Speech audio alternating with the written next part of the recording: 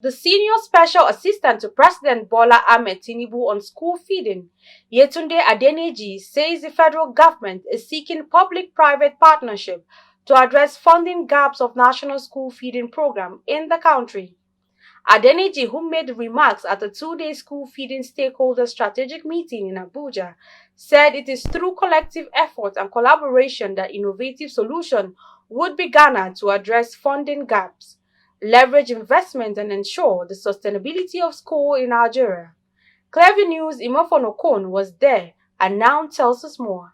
During the signing of the 2024 appropriation bill into law in the State House in Abuja, President Bola Ahmed Tinubu said the school feeding program, which was previously halted under the former administration, will be integrated under the Education Ministry's preview, aiming not only to provide nutritious meals to pupils, but encourage school attendance and reduce the problem of out-of-school children in Nigeria. The program has the potential for delivering on the Sustainable Development Goals, namely SDG 2, Nutrition and Zero Hunger, SDG 4, Enhanced School Enrollment, SDG 11, to boost sustainable cities and communities, SDG 12 also to stimulate growth of local economies through agriculture, food security, and the value chain which directly impacts on the lives of Nigerian citizens. I'd also want to add here that it also, impacts on SDG 5, like I said earlier, which is to achieve gender equality and empower all women and girls, which is the fundamental human rights of every citizen. While emphasizing on the need for transparency and accountability in the funds allocated for the program, stakeholders expressed optimism that the program, if properly managed, will encourage school attendance and curtail the high rates of crime in the society.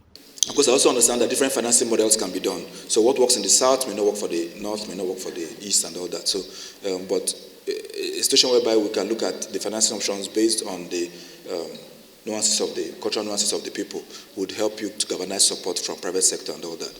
So I think we should consider that, engage the communities and see how they can support in one way or the other. That will help them in ensuring transparency, in monitoring it, and in providing needed support that would help in terms of innovative financing options that has been part of the theme of this program. The Deputy President's Association of Private School Owners of Nigeria, Mariam Makaji, applauded Tinubu for the initiative, while some participants at the event shared their experiences working on the school feeding program. This is something that we need to appreciate the President of Nigeria and the SA to President on school feeding for including some private schools to be part of this school feeding program. Most of us, we have out-of-school children that we give them scholarship, and orphans are less privileged. I believe that most of them will also benefit from that. We saw poorly trained cooks that didn't even understand the feeding process.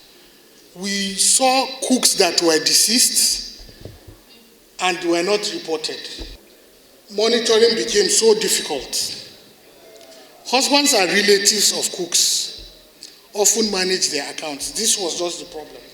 Some of them, we find out that the husbands